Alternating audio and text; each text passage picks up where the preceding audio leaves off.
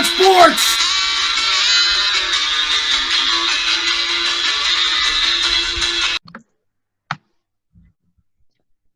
All right. It was a joyous first inning for the Pirates tonight. They got off to a 1-0 lead before they decided to fall apart, but luckily we have each other tonight to forget this madness. But I am here tonight with Chris Aquaman Fletcher, Gary Ant-Man. You know how appropriate that is at the moment, Dave. Well, we'll have a session. We'll have a special episode coming up to talk about Ant-Man. You got plenty of ants. Submariner, but I'm going to go with Dave Thor. Who doesn't want the name Thor? I couldn't agree more. I'll take it myself. I'll be selfish. I apologize. I apologize for the selfishness. That's okay. After all these years, Dave, you can take it for yourself. All right. Well, I had good news this week. We are about to begin on another project, Pittsburgh Sports First. Just a very unique collection from a group that is almost 100% Duquesne plus Doug. But we're going to make Duquesne an honorary Duquesne man. So we can now come up with a Duquesne name, which the unnamed group of Duquesne journalists. Fletch, I'm still waiting for a suggestion from you. Creativity, a little more creative. Yeah. We'll come back to that, I think. All right. Billy wants us dubbed the Society of Duquesne Sports Nerds. I kind of like Mech's Army, but, that's just me. You could be there. I like it. That's good.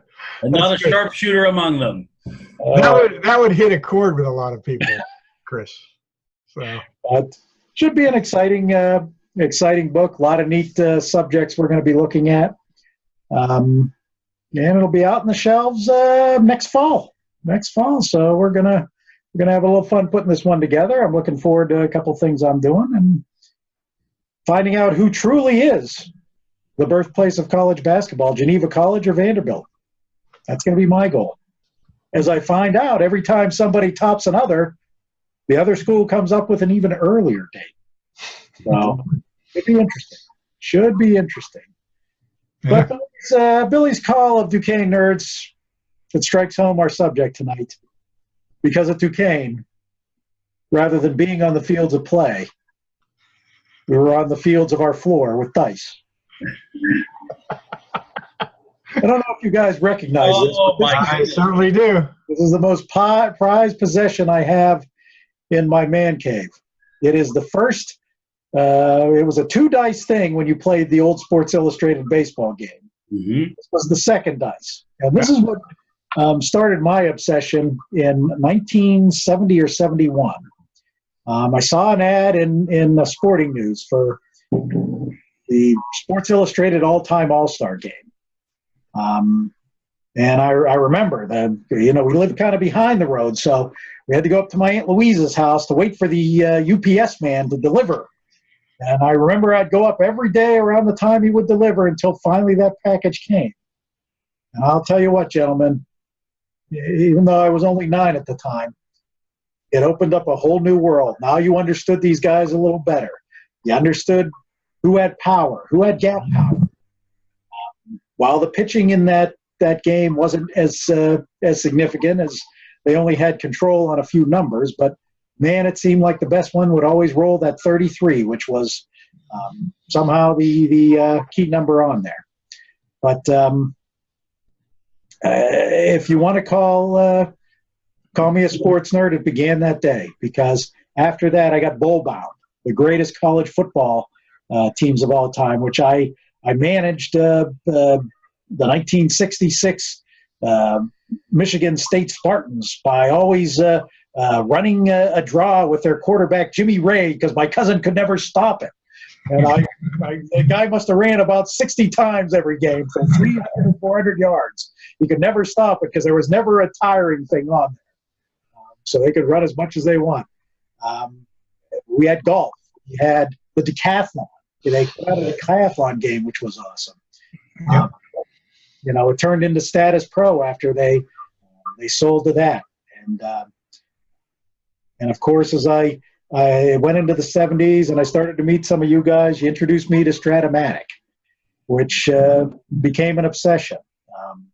Through the 80s, I wish I couldn't find some here. I still have the original floppy disk from the first game.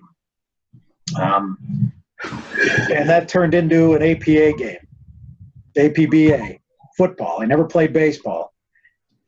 And Gary, when I got that game, the first person I called up was Mr. Fletcher. Which one? The APBA? Yes, sir. Mm-hmm. Had the 94 season. Mm-hmm. Mm-hmm. And we were bitter losing, I'm sorry, the 95 season, bitter losing to the Cowboys that year. They changed their packaging around in the 90s. They went through some stops and starts. They changed the boxes around. I'll talk about that a little bit later. But yeah. So we got there.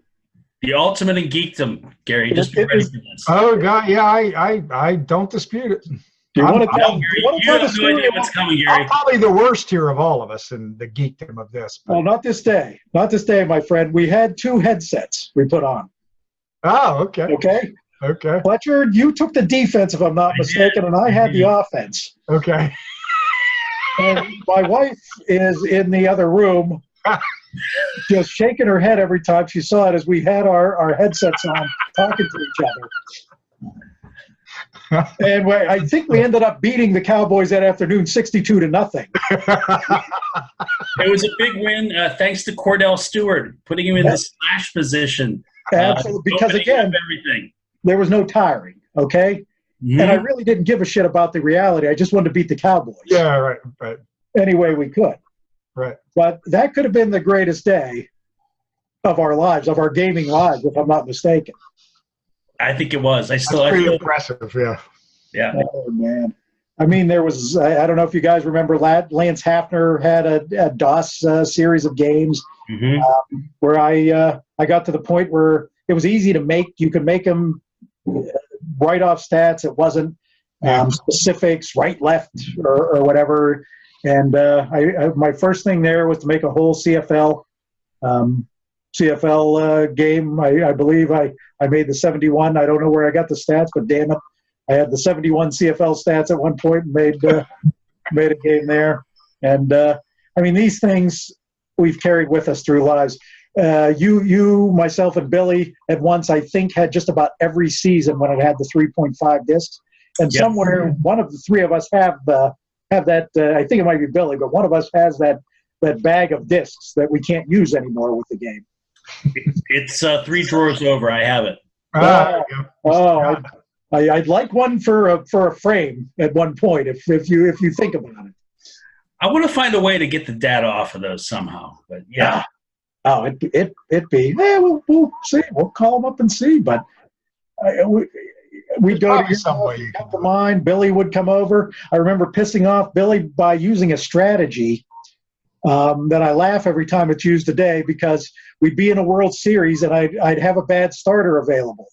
So instead of doing that, I would start him for 1 batter, and then I'd bring in my bullpen because I had a great bullpen. I forget the team I was playing, and it was Game 7, and it pissed him off because he couldn't get a hit because I had an unhittable bullpen. And I jerk him around years now that it's in vogue to do that. It's in vogue, yeah.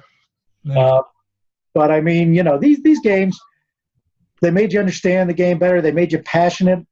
I mean, you think about guys like Bob Walk and several other players that we hear from who certainly enjoyed playing those things.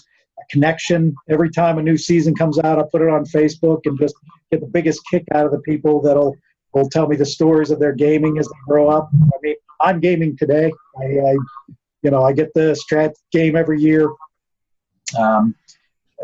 I get Dave Koch game. He has a good golf game that I get from him every year. I get Strat football, Strat hockey. When the Cavs finally won their championship, first thing I did was buy my first Strat basketball game in years and play that season. Then I played the Pipers. I'm in the middle of that right now. But these things kind of connect us, and with Bill Rainier, that was like one of the first memories I have of him. Some of the great memories with you, Fletch, of going through.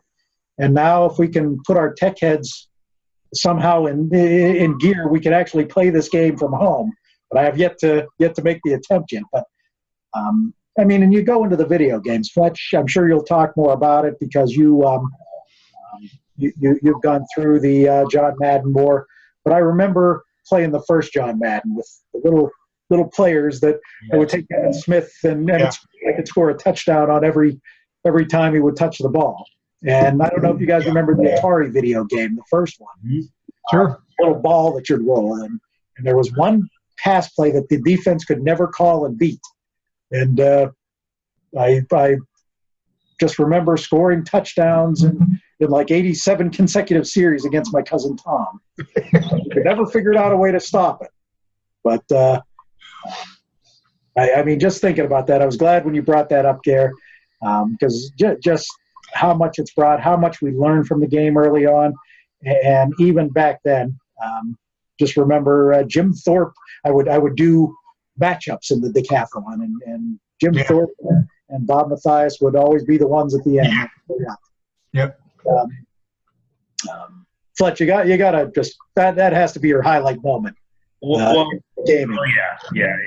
And the other thing, guys, for me, growing up as an only child, this was important stuff. The first game for me was the Kadeco All-Star Baseball, spinner baseball with the two spinners in there. I got my first one, I think in 1971. My uncle got it for me. That game has been around since the 1940s. It was introduced by a baseball player named Ethan Allen of all. Oh, wow. Yeah, so he played in the 20s and 30s and started that game. And I'm going to try and remember this because each player had a disc, and you would spin it. And it was number 1 to 14. So I'm going to go see if I can remember what each number was. 1 was home run. That's cool. 2 was a ground out for double play. 3 was, I think runner might have reached on an error. 4 was a fly out. 5 was a triple. Always trying to find that little triple guy. 6 was a ground ball. Runner would advance. 7 is single. Runners advance 1 base. 8 was a fly out, and the runner on third would advance. 9 was a walk. 10 was a strikeout. 11 was a double.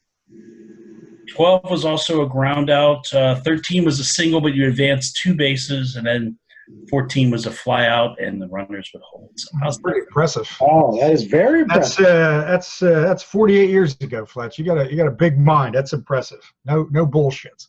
And that's how I learned some of the great players. The bad. It was a really elementary game. Pitchers basically had no value unless they could hit. So you had guys like Bob Gibson and Rick Wise, or Gary Peters. They were all very valuable for that. But that's where I got to know my favorite baseball players. Like Willie Horton was an early favorite of mine. Harmon Killebrew, Willie Mays, Ernie Banks, the man who I model my life after. Trying to play too as much as I can, Dave. And thanks to the extra cards my uncle bought for me too. It's where I learned about the great stars of the past. So it was my summer companion. I actually wore out 2 of those games, and I mounted my third one on plywood so that the board thing wouldn't warp anymore. Wow. But sadly that game was discontinued in the mid '80s with the advent of the video game. And the video game really, I think, helped another generation of sports fans, especially for my son. And I know you're telling me a great story about that, which is phenomenal. Yeah, we would play Madden together. We would always play. We'd be on the same team. Usually I'd be the quarterback, and he would be either the wide receiver or the running back, depending on what we were doing. And we were watching a Steeler game, and I hadn't realized how much Dylan had picked up through this game. And he saw a Steeler receiver going in motion, and then looking across at the defense and the guy following him. And he said, "Oh, Dad, they're playing man-to-man on this play." I'm like, yeah, that's right. He does have man coverage. But he probably might not have known that without having played Madden. Yeah. So that was that part's kind of cool. Don't forget in television also, Dave, that was the one I had with the unstoppable running back too. Yeah. Those were classic. Do you remember the 3M games? Oh, yeah. Oh, yeah. That was one my cousin Fran, my brother, and my cousin Tom would always – it had a little handle on it. You pulled it up, and then it had the little erasable markers. And that football and hockey game especially.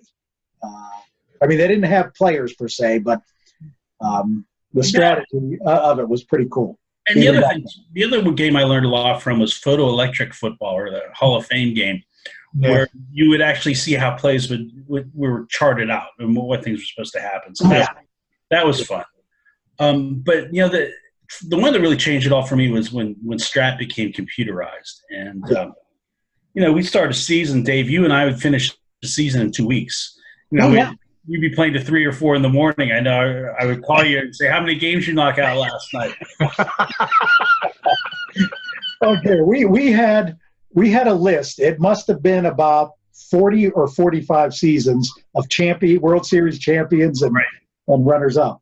And the encyclopedia at that point was just incredible. And one of the fun things when you would play the other games, you would see that you would get this little notice that something special happened. Like someone threw a no-hitter, perfect game. Yeah, you can set it up for that. Yeah, which was always cool. And actually, one of the most fun leagues I think I ever managed is I picked. It was a 2014 league, and it was all the worst teams of all time. You didn't have to win that. Yeah. Oh wow! Before we go to you there, I'm going to tell you a story. You mentioned that Billy does a league now. And he does it over Dombrov, which I was going to let you talk about, Gare. Well, I do want to touch on that because that's a very interesting situation. Yeah, but go ahead. I'll let you touch on that. But he does this league where he drafts a player. It has to be the last team you played for, and that's the franchise you get to be on. So whoever did Tion finish his career with the Pirates, I believe? Yeah. I think he might have, So Tion's all-time card that he has is a Pirate. So whatever the guy's last team was is the franchise, and he just tells me some of the neatest rosters that just make you laugh your ass off. Yeah, because big names at the end will get a chance in reality. Yeah. Oh yeah, but it's their all-time all-star card, so it's them in their prime. And Tion's 1968 is what the Pirates are getting. Yeah, I mean, as sick of bastards as we are, that is probably the sickest story of putting together a league I've ever seen. I may be able to top you. Okay. This was during our college days. I don't know if you guys remember this, but I ordered from Strat-o-matic the blank cards. Oh. I don't remember that. I remember you ordered like 56 or 57. We played a lot of those, you and me, Fletch, but go ahead. Yeah. And I created a team and we were on this team. Me, I'm a power hitting first baseman. Dave, good glove, not a lot of power. Did I get the gap there? And Gary, you were a speedy outfielder. Okay, I'll take it. Well, that's reality. So I rest my geekiness on that, fellas. Any of you. You better let me hit 300 with gap power. That's all I'm saying. You were a solid 280, Dave. Oh, you're killing me. Well, today, the sickest guy today is this man here who will play every game of every league. I've been. You talk about a wife scratching the head. There's been for me, the personal part of it is I was an only child, Chris, but there's a big age gap between my brother and I. Mm-hmm. It was a 15-year age gap, so he was pretty much out, starting his adult life, and I was home with my parents.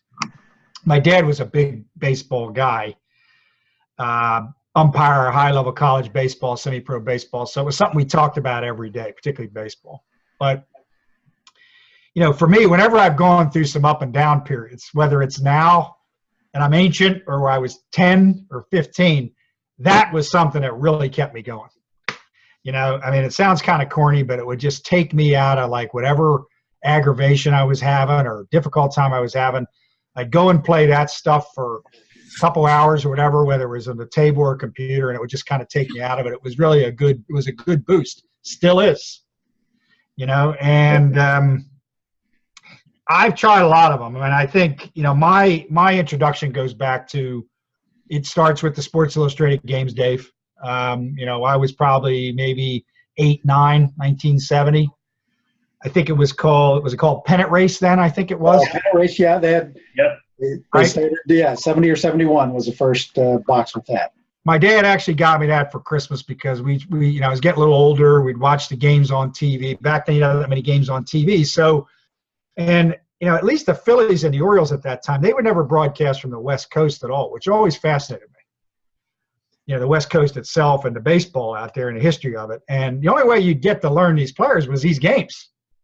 Right. So, you know, to me, that's a great point, Gary. That was beautiful to me. Growing up, not it was seeing them on TV. I didn't get the Phillies would broadcast from about as far away as maybe St. Louis, but they would never go out to the West Coast when I was really young. Now, once cable boomed in the mid-'70s, then all of a sudden it was all on, and we started getting the Yankees and the Mets too on cable back here, so it became off. But it was still interesting from the standpoint of when, you know, in those days you didn't play teams. You only played them a couple times a year even then. You know, whether it Angels or A's or even a Seattle Mariners or something like that, you only got to see them maybe part of those series. You didn't get to see all of those series even. One way to prepare for that was for me to play these games. So for me, it was just fantastic stuff. And I still think I love the computer. You can play a lot more games. A few years ago in the APBA game, I was replaying some of the dead ball seasons by hand with the cards. And there was a lot of guys like me, and their thought was, when you're doing that, when you're actually rolling the dice and you're spinning the cards, you're a little more engaged sometimes you're on a computer. And I agree with that. You can get lulled to sleep a little bit on the computer. It's much more efficient in the record keeping. But when you got to play the game, you got to think about everything that's going on. You got to keep score, all that kind of stuff. You're much more engaged in it, I think, over a longer period of time when you're nuts like me. And sometimes you're playing whole seasons in the past. Well, Gary, do you remember what my innovation for Strat-o-matic was? I'm trying to remember. I do remember one, but you're going to have to help me a little bit. My memory's getting a little foggy. Too much vodka. Instead of drawing the 1 to 20 cards, I went out and I bought the 20-sided die. I remember. You did have the first. You did. You were one of the first ones. Green or blue. I can't remember what color it was, It but was you're green. right. Yes, it Green. was. Yep. I love the 20-sided die still. I don't play the cards too much anymore as I've gotten older with other stuff. But you're right, Fletch. You did have that. I remember you got 1956. I guess 56 was Clementi's rookie year, right? Yep. I remember we were hanging out a lot that year. Me, you, Reese Isaac, some other guys, and you and me would play that game a lot that year. A lot of 1956 games. I remember that in particular. And then we had a league where we tried to play a lot, a whole bunch of us. Yeah, we did. Some guys stayed, some guys didn't stay, but a lot of us played some of those games, and I do remember Bill being part of that, Dave. You know, today, I think some of them are still fantastic. And it's funny, on the top of my computer, forgetting about financial management and real life stuff, on the top of my computer, what's at eye level, are all my computer games. Strat-o-matic baseball. I do like Strat-o-matic hockey and basketball. I think the company's going through a little bit of transition, but those two games, to me, flow very well on the computer. You can play one team. You can play a whole season fairly quickly.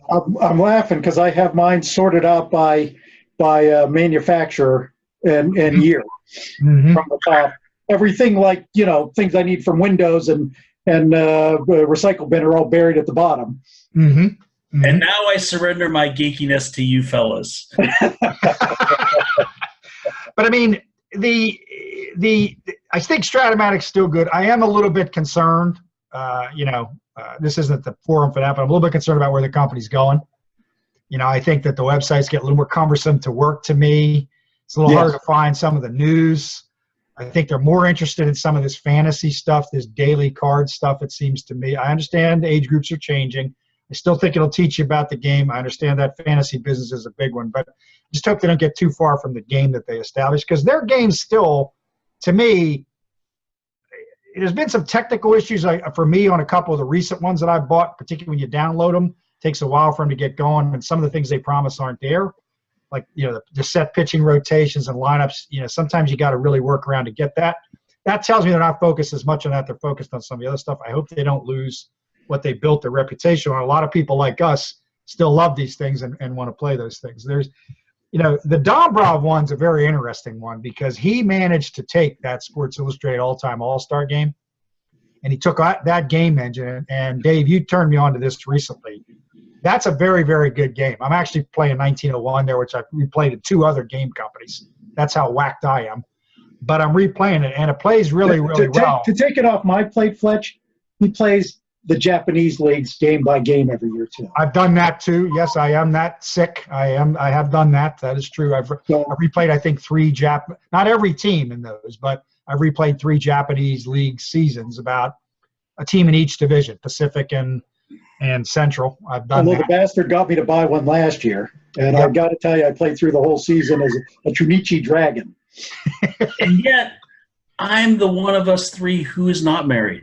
Well, like I said, I get a head. I did play Japanese baseball, Fletch. That's the difference. It is interesting. It's become very similar to American baseball in a lot of ways, with a lot of standing around. But I don't know. I guess I just can't get enough information about this stuff. And again, the reason I'm doing that goes back to what I said about the 70s. A, kind of takes your mind out of something, and B, you're not going to get to see these teams. You can read about it in the Japan Times, but you don't get to see these guys. You get to see these teams, and some of these guys are coming over. So I thought it was a great idea that they came up with. But there's some other good ones out there, though. I mean, the one game I think I'd give a little plug to, the APBA game I also grew up on, because growing up in Lancaster, Pennsylvania, it was right down or growing up in Harrisburg, Lancaster, Pennsylvania was 20 miles away. And I liked that game. I didn't think it was as good as Strat-o-matic because it didn't have the splits.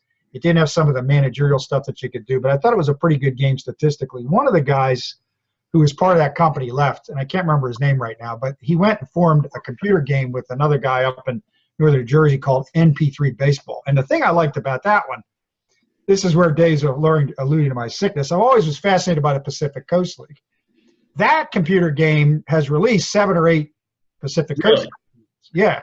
And I've replayed, like, there you can't set, I'm just going to play these teams. You got to play every game because these APBA nuts do that. And I've been one of them.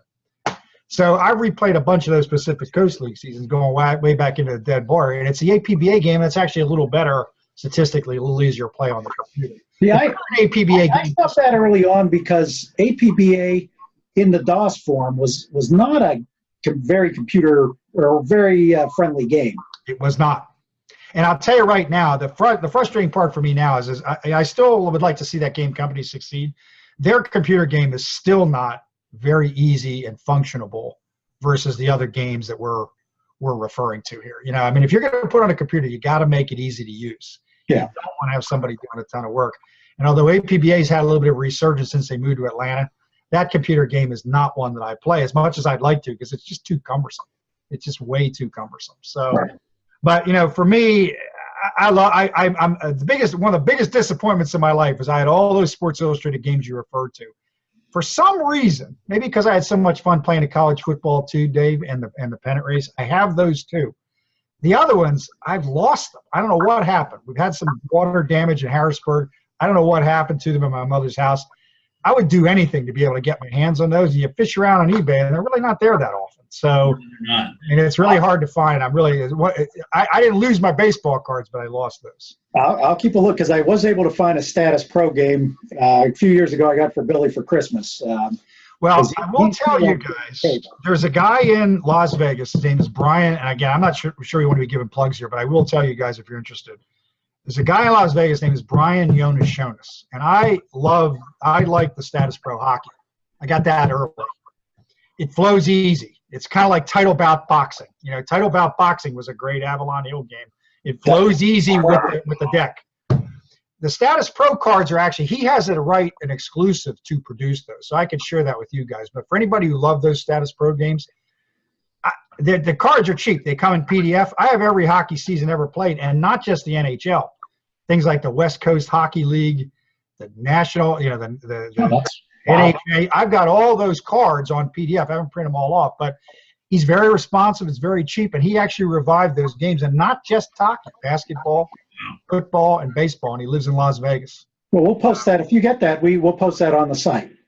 I mean, that would be something I should probably share. People like Status Pro. He's a nice guy too, and he responds quickly. So the thing that I always kick myself for is, I would get a new Strat-o-matic season, and I would manage a team, from start to finish. And the 75 Pirates, I had them winning, I think, 102, 103 games. Then it was the National League Championship Series, and I got swept by the Reds, and I still can't. Holy God. That was like my worst. It's the worst. play button, my friend, at that point. Oh. When you put all that time in and it goes a certain way, it is kind of it is a weird feeling. I hear you. I didn't sleep for 2 days. You put a lot of time in. You do. It's it's clocking in every day. I mean, 160 games, if you're lucky enough to be able to play in a half hour, is 80 hours, which translates into what? Like my wife says, you're crazy. You spent 7 days of your life playing this one season. As long as you shower in between, it's not crazy.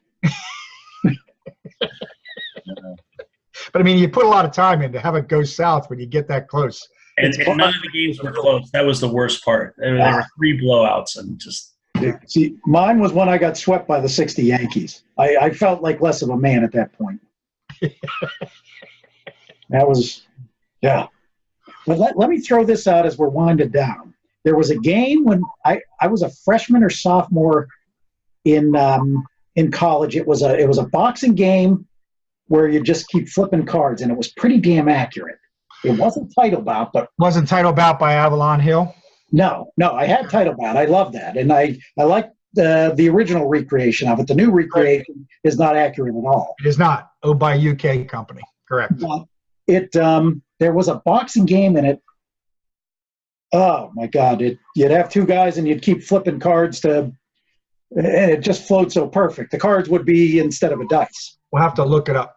Were you bobbing and weaving while you were doing that thing? I was doing that because I was, having my 6 or 7 Wiedemans as I was going through it. And Billy, I created a game off it where, we would see who would throw up the quickest. I'd have one for everybody. And we flipped the cards, and Billy would always lose. Billy, who we had a Status Pro.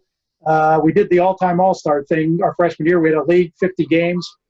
Everybody had a team that would play, and we all almost flunked out of college. After the season, I lost in the finals to Sean Christian. I don't know if you recall him, but he beat me in the finals. And then Billy threw up on my dingo boots and so that's when I created the throw-up game off this. So that is a bad day. That is a bad. The Status Pro game was gone. Well, we should give a shout-out to the Trunzo brothers, who are Pittsburgh guys, I think up around Tarentum. Mm-hmm. Great guys. That Title Bout was fantastic. I mean, Johnson performed exactly like he would have as a boxer in 1910, and it was a tremendous game to try to compare eras and really learn boxing history, which up until recently there wasn't as much written about. That might have been. While we're throwing out kudos, one to Hal Richmond too at Strat-o-matic. And you mentioned the splits. That was an innovation from the '72 year. Yep. The first year I bought was '73. It came out in '71, I believe, was the first year for it. But '72 was the first with the splits. Yep. And it revolutionized gaming, I think. It does. I think it did. It separates them from the rest of the guys. Even the guys that try it, like Dave Koch, it's still not as smooth and accurate as what Strat does. I think they're still the most accurate. If you go over the course of a season, they're still the closest, particularly to pitcher ERAs and a lot of statistics. They are the closest. They're closer than anybody. Still, yeah. It's amazing. It really is. I would agree. But this is something we could go on for hours. And after our game, I'm right now playing the 35 Pirates. In Strat is the team I'm going. So in celebration, I will be using one of the most left-centric lineups in baseball history. Thank God there are not a lot of left-handed pitchers out there. Let's just say no. But anyways, gentlemen, this is taking the bitterness off. This is going to be our first week of 2 episodes. And this has been a very pleasant thought process here. Maybe the next episode might not be so much. No. Is that a tease? That's good. You got the modern you got the modern tease thing going on there, Dave. All right. I think Mom on the right is waiting to see what happens. There's no doubt about that. If I know what bated breath is, she has it because she's waiting with that. A little scope will take care of that baby. All right, gentlemen. We will see you later. Have a good night. You too.